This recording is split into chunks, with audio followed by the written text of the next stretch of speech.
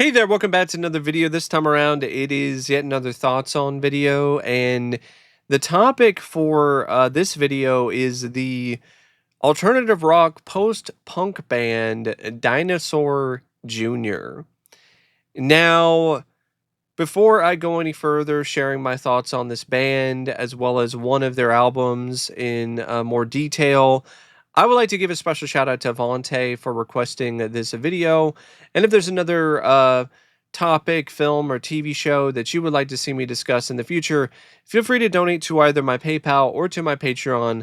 Link to both is in the video description down below, and I will try to get to your request as soon as I possibly can. Now, Dinosaur Jr. is a band that at the time when they first started, it was founded by Jay Mascis, Lou Barlow, and Murph. So it was those three who compromised the entire band. Jay, he did the guitar work, vocals. He was also the primary songwriter. Lou Barlow, he was responsible for bass and vocals, and Murph was the drums. And they did 3 albums for indie labels. And then before they actually got signed on to a bigger label, there was like some turmoil with the band. And Jay fired Barlow, who then formed a different band called Sebado. And this other guy came in and replaced him named Mike Johnson, and he was the drummer for the 3 major label albums. Murph actually eventually quit, and then Maxis, he took over drums on the albums before the group disbanded in 1997, and then the original lineup reformed actually in 2005, and that's the lineup that has been making and producing albums and doing tours ever since. Now, originally the title of the band was Dinosaur, but there wound up becoming some legal issues with this other supergroup band that was calling themselves Dinosaurs, and so they wound up calling themselves Dinosaur Jr. And their first album was just called Dinosaur, and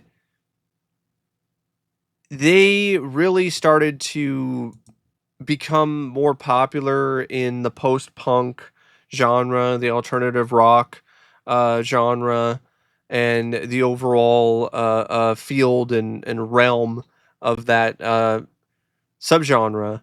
When Sonic Youth, who was an up-and-coming name in that particular part of the industry, they became fans of them, and that's why Dinosaur Jr. was in the 1991 The Year Punk Broke documentary, because Sonic Youth, that was really a lot of ways a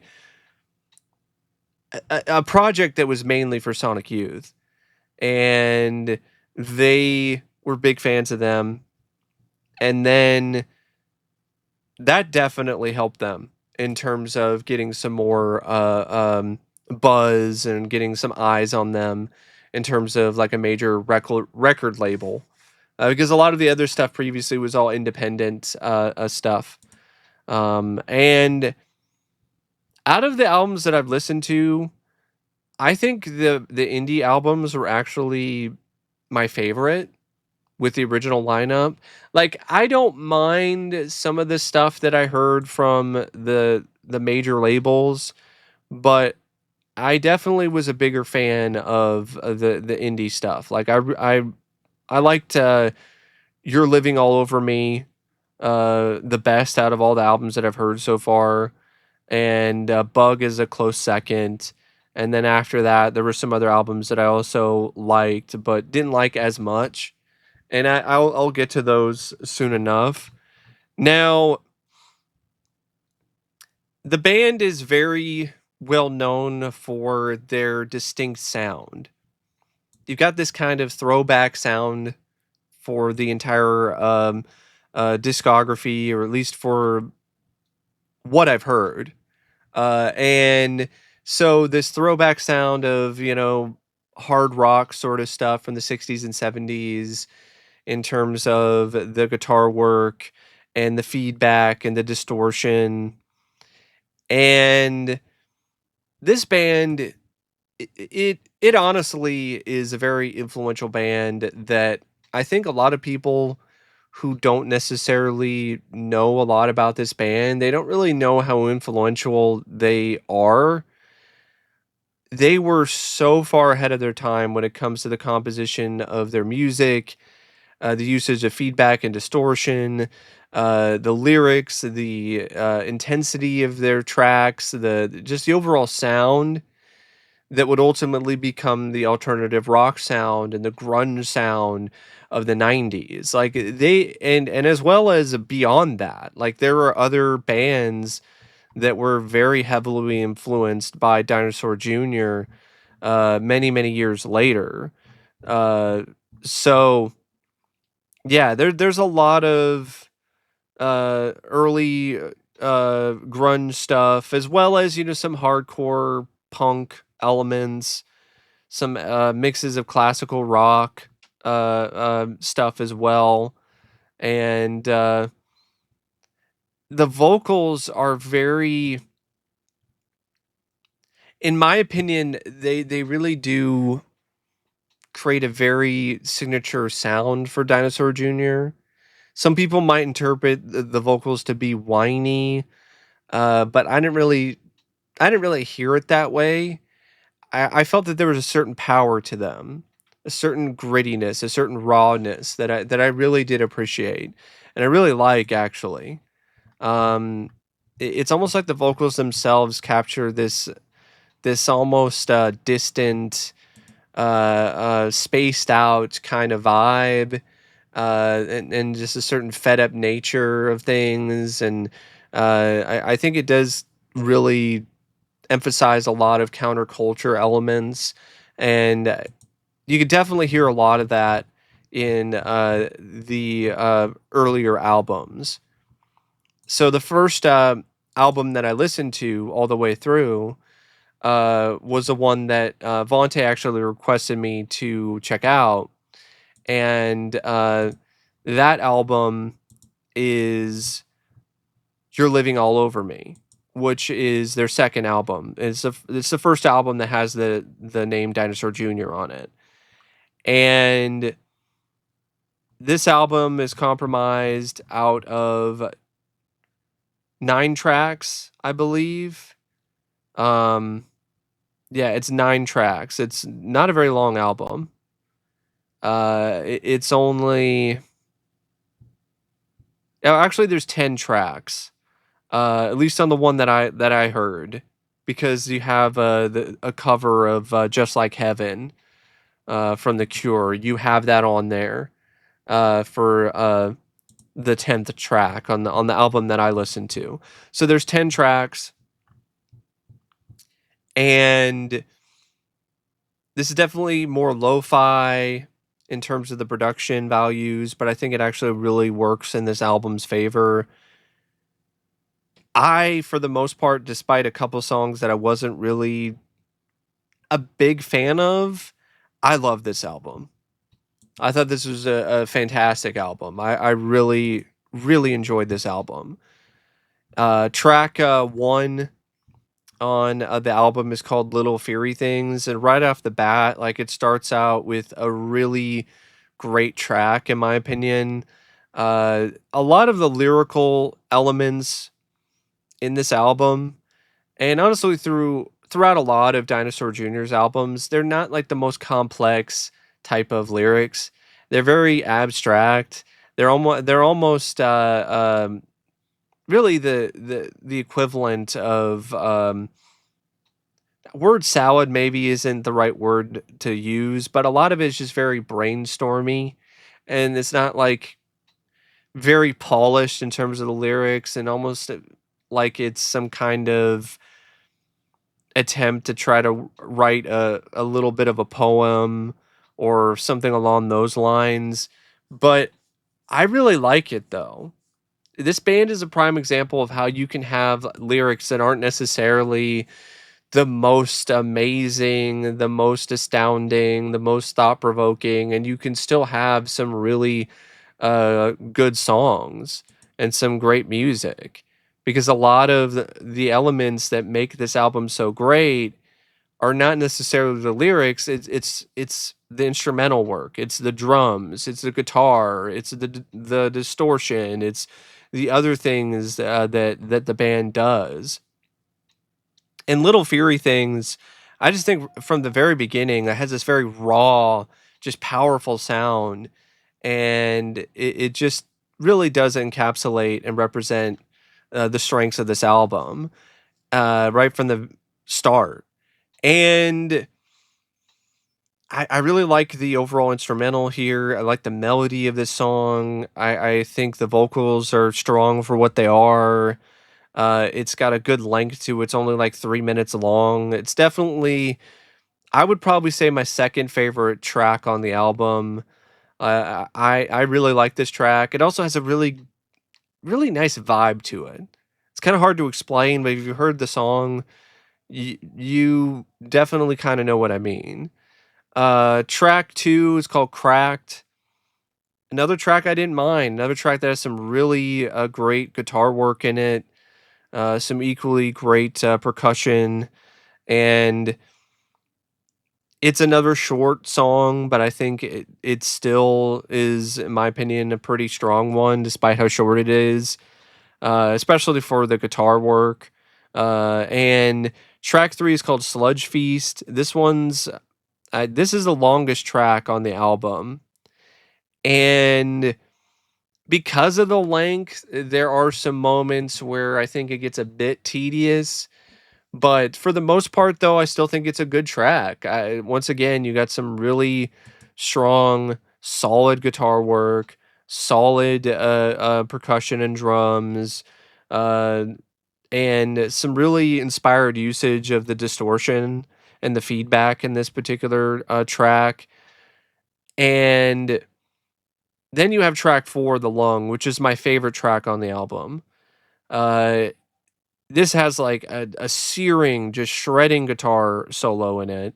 It's a song that is honestly mostly all chorus, but the chorus is just so catchy that it just makes it into, in my opinion, a classic. This is a prime example of a song that is mostly nothing but a chorus, but the guitar work, the feedback, the distortion, everything that they do with this song is just so great and so incredible that you can get away with just having nothing but a chorus.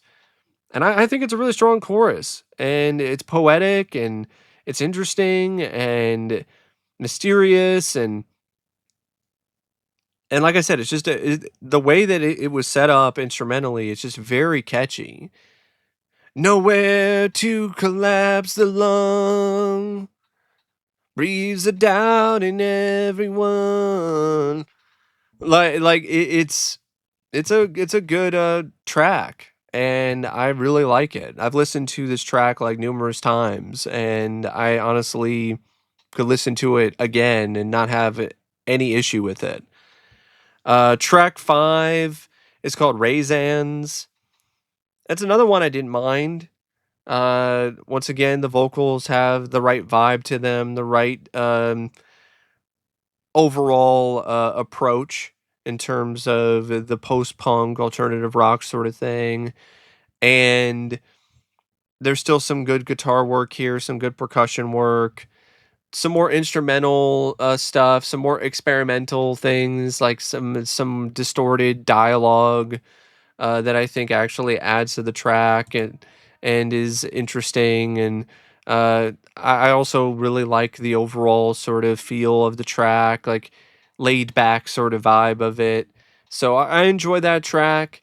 I wouldn't say it's one of my favorites, but I still like it. Track 6 is called Tar Pit. This is one that is even more instrumental and even more experimental than some of the other tracks. The vocals are fine. There's some really great guitar work in this and some good percussion. But there's some instrumental stuff and some distortion stuff near the end that I felt was a bit too much, but I still didn't mind it. I thought it was okay. Track 7 is called In a Jar. This is another one that I also liked at least a little bit. Like maybe a little bit is honestly not giving it enough credit. I liked it more than a little bit. I liked it, but I didn't love it. But I did love some things about it. Like I really loved how the song itself has some moments in the background that sounds like somebody is trapped in a jar and asking for help. So I thought that was definitely something that added an extra bit of immersion to the track that was unique. And I still like the laid back tone of it, and it's still got some good guitar work and percussion work in it. So I like that track. I didn't love it, but I did like it. Track 8 is called Lose, and this one it's more of a piece that's written by Lou, who also does the vocals, if I remember correctly. So the other tracks, Jay was doing most of the vocal work. Lou did the vocals, I believe, for Lou's. I could be wrong though. I think Jay might have contributed to the vocals on that track as well. But this is a track that was written by Lou, because he wrote all the other tracks on the album, other than Lou's and Polito. And out of the tracks that Lou was heavily responsible for on this album, Lou's is the one that I definitely liked the most. Uh, it has it definitely is more of a punk song, but I still think it's a good punk song, and I think the lyrics are good. I think the vocals are good. I like the guitar. I like the edginess of the album. I'm overall, but I also really feel that this is one of the more edgy songs on the album, and I feel it really does fit well with this particular track. So it's not necessarily the most cheery track, but a lot of these tracks aren't very cheery if you really break down the lyrics and the overall instrumentals and the instrumentation and just the overall implementation of things. But I did like this track. It's another one that I didn't love, but I did like it. Track 9 is called Polito, and this one is the most experimental out of all the tracks on the album. So I think that is something where the results may vary. Like your overall experience or your overall interpretation of that track could be different from mine. I wasn't a fan of it. Uh, but I did appreciate it. It's not a track that I want to listen to a lot, but it's a track that I appreciate because of the creativity, because of the cleverness of it, because of how the experimental elements are utilized in the track. And it does have this very haunting vibe to it that I think would be very at home in some kind of horror project.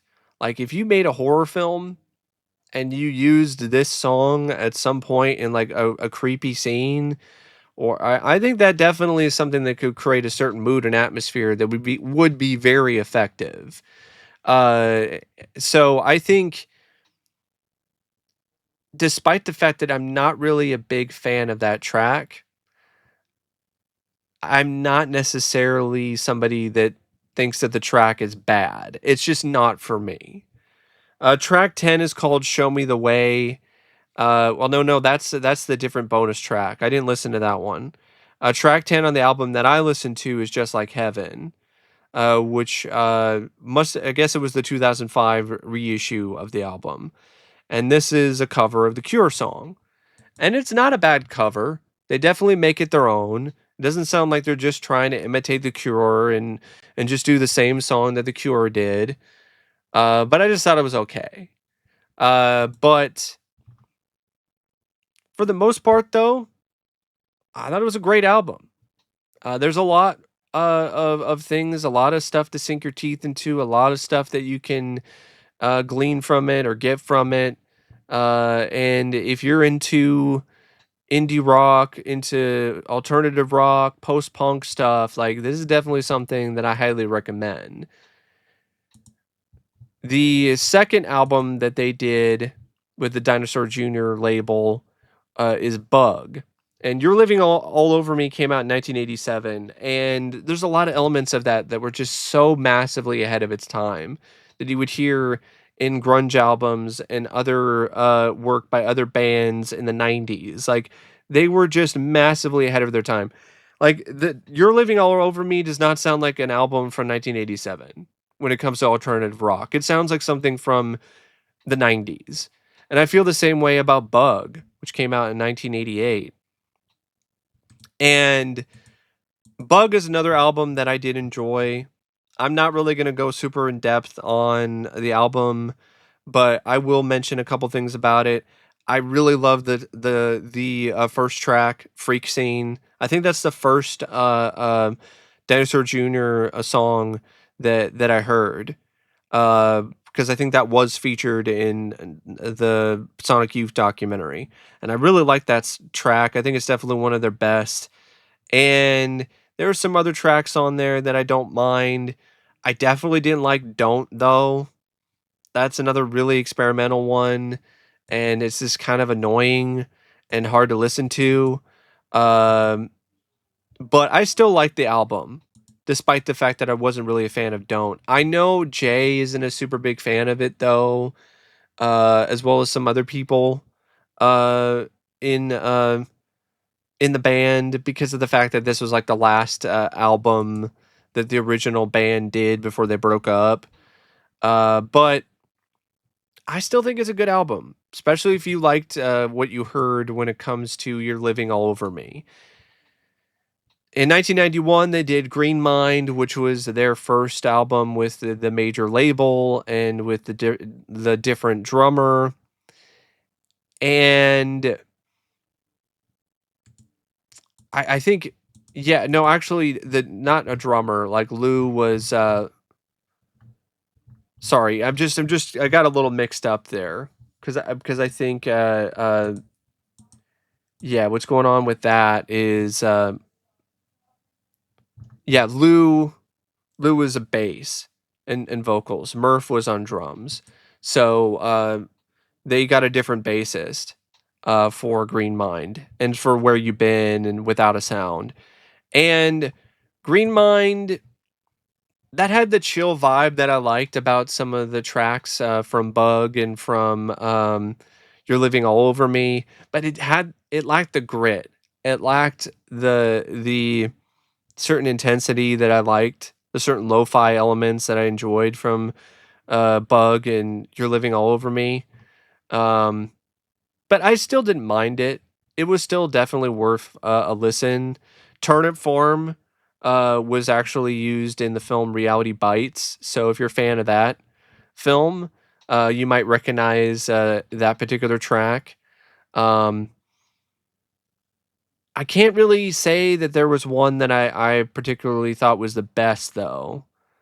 Like, it was one of those tracks that it was one of those albums where a lot of the tracks just kind of blended together, but at least they blended together in a way where you still had some good tracks. Like, I don't really remember a lot of tracks on that album being bad. I just remember them just being kind of more the same level of quality throughout, which is not a bad thing. That's actually a positive. Um, in 1993, they followed up with Green Mind with Where You Been, with what looks like Sloth from the Goonies on the cover. And this is the album that got like their first major big hit in terms of like a song that actually hit the charts. And that song was Start Choppin'. That was actually their biggest hit overall, reaching number 3 on the Modern Rocks tracks chart in the US. And so and what I was trying to say there is Modern Rock Tracks chart. Another tongue twister for me for some reason. But yeah, that was a huge hit for them. And yeah, I could see why. That's a great song. So there's a lot. I would say that is definitely one of my favorite songs from this album. Start Chopping. I also didn't mind the opening track Out There. I also liked Get Me, which is track 6. Um, there's a lot of tracks on that that I also really appreciated. I would say I like this album a lot more than Green Mind. Like some of that grit, some of that grunge, some of that stuff that I liked from their earlier albums that was brought over to this album in particular. And then after Where You Been, they did Without a Sound, which was their most commercially successful album. It peaked at number 44 in the Billboard Top 200. And Feel the Pain and I Don't Think So, they were released as singles, and they reached pretty high on the modern rock tracks chart from Billboard. And the album is a little more impressive when you consider what Jay was dealing with.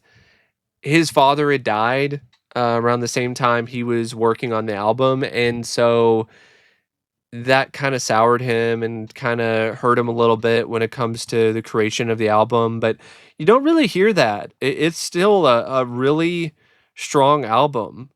And I would say Where You Been was good, but I honestly think that this was a little bit better. Especially when it comes to the first two tracks, which were the tracks that were used for the singles, as well as the other tracks on the album. Like, I really liked this album overall. Like I was saying, out of all the albums that I heard so far, this is the one that I would say is like my third favorite after um, the other albums that I've already discussed. Um, You're Living All Over Me, Bug, and Green Mind, and Where You Been. Now, I did also listen to their debut album. I wasn't really a super big fan of that one. I feel they hadn't really perfected or really found their sound quite yet. They were getting there. There were a couple tracks that I didn't mind that were kind of okay, but it really wasn't one of those things that I would say I was super fond of. I meant to mention it earlier, but I just completely blanked and forgot that I actually listened to it until now. But it is not, in my opinion, the most memorable album in the first place. And they've done more albums since Without a Sound. They did Hand It Over in 1997. They did Beyond in 2007, Farm in 2009, A Bet on Sky in 2012, Give a Glimpse of What You're Not in 2016, and Sweep It into Space in 2021. So, and as far as I know, they're still planning on making more albums, still planning on touring. They haven't stopped making music. And there's even a documentary out there called Freak Scene, the Dinosaur Jr. story, which I honestly would like to check out sometime. I don't know if I could handle them live because I've heard that they're really loud, like louder than most bands are live, and I got some pretty sensitive hearing, so I think that would might be a little difficult for me. But I'll definitely still turn up their albums pretty loud on my home speakers, and I will absolutely check out more from this band. I'm curious about listening to Farm because I heard that was like a really successful album for them when it comes to their time when they reunited in terms of the original band and the original band members. But that's just my thoughts on Dinosaur Jr. And until the next video, I'll see you later. See ya.